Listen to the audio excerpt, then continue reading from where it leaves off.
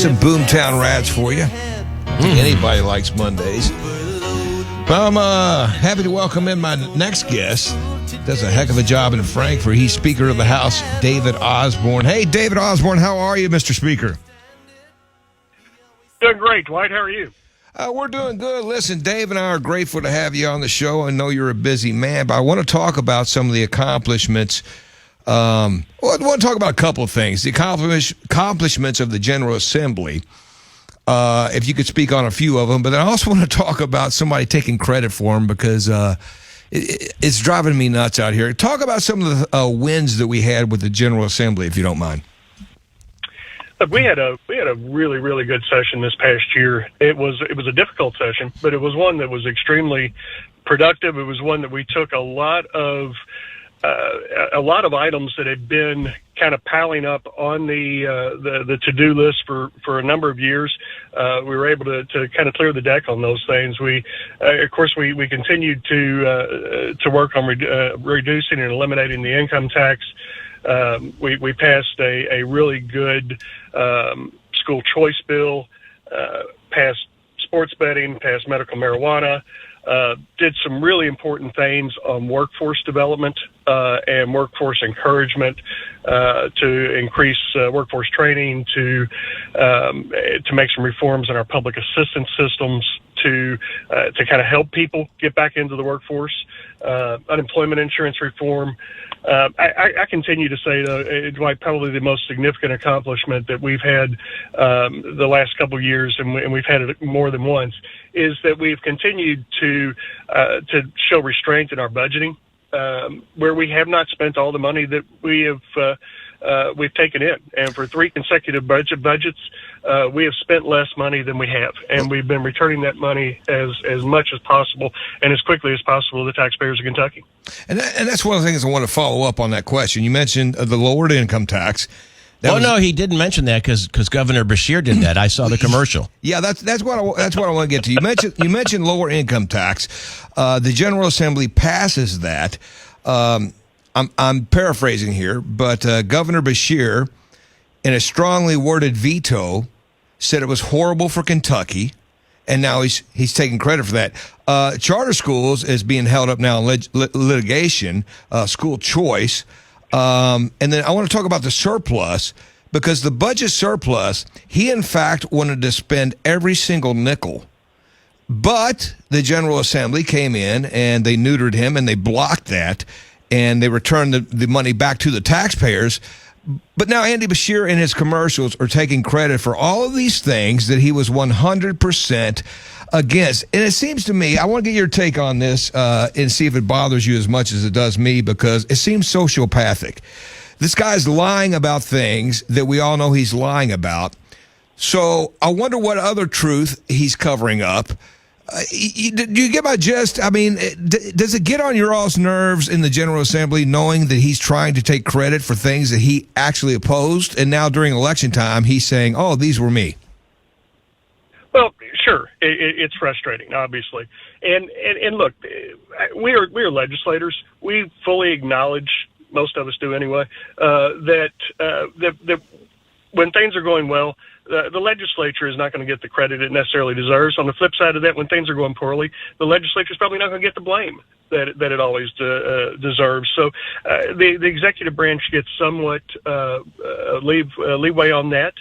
The problem is the campaign is just it's either woefully misinformed or it's spreading false, just flat out lies. It is the most intellectually bankrupt message that you can possibly imagine. When we could debate quite openly, who is responsible for certain economic developments, who's responsible for selling companies for coming in here. Andy Beshear could absolutely say that he is the greatest salesman in America, that he's been able to sell these companies, and that would be something that we could have a discussion about.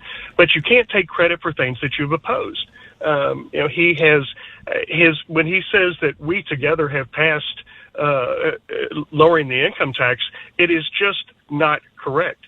When he says we together, I guess ultimately, you could say that yes, the two of us together passed income tax cuts because he opposed them, we passed them, he vetoed them, we overrode them, and they became law. So I guess that means that yes, together we did pass them, but he had no hand at all in actually doing anything to pass it or even support it. And again, it's one thing to debate who has best executed policy and best made policy, but when you've absolutely flat out opposed things, it does rub a little wrong to hear somebody take credit for it when they've been adamantly opposed to it. And of course, the only reason that happens is when the polling shows that it's something that's popular. Because as you said, he absolutely opposed charter schools, which took the same course. He opposed it. We passed it. He vetoed it. We overrode it. And yet he's not taking credit for that because it must not poll as well. Right.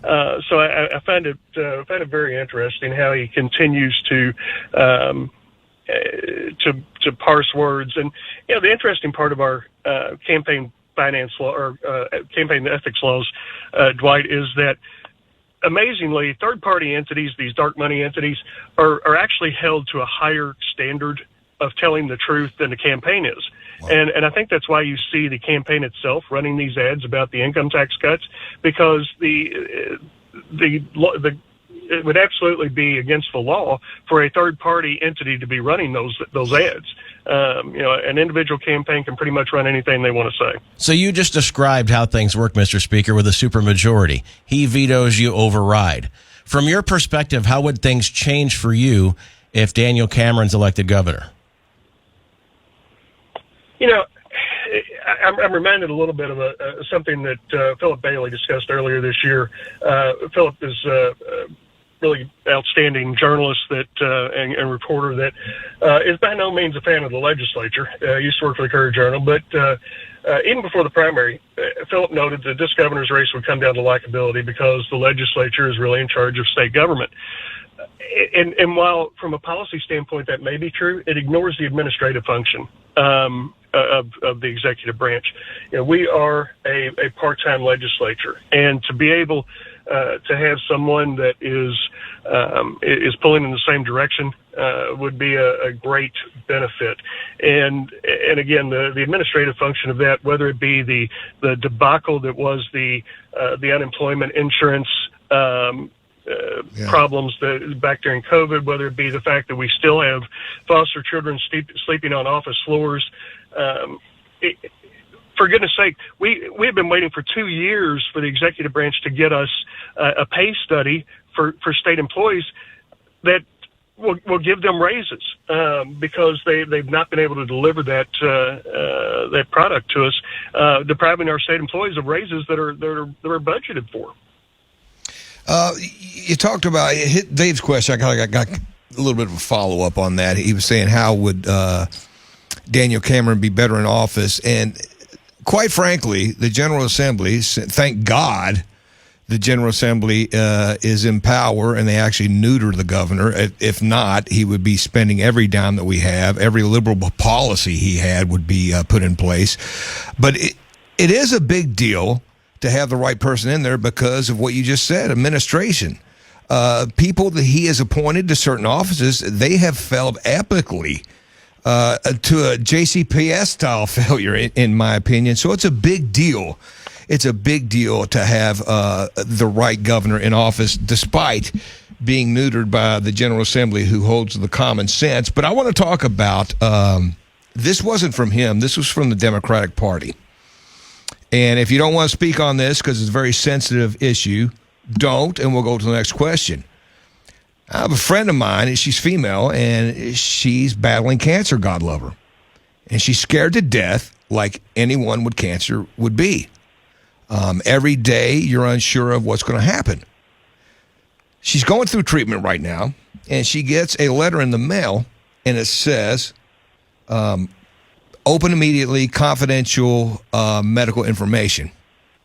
She tells me her heart just stops because now she's thinking, am I dropped from my coverage? Has it metastasized? Obviously, human nature is going to think of the worst. She goes through all this torment. She gets the energy. She gets the courage to open up this envelope. She does. And it's propaganda from the Democratic Party saying that Daniel Cameron's going to take away all your medical rights and all of this BS lies. Is this campaign with the Democratic Party built on fear and lies? Because I haven't seen one truthful message out of he or the party. Look, I've never ceased to be amazed, Dwight, at the vile nature in which campaigns unfold anymore.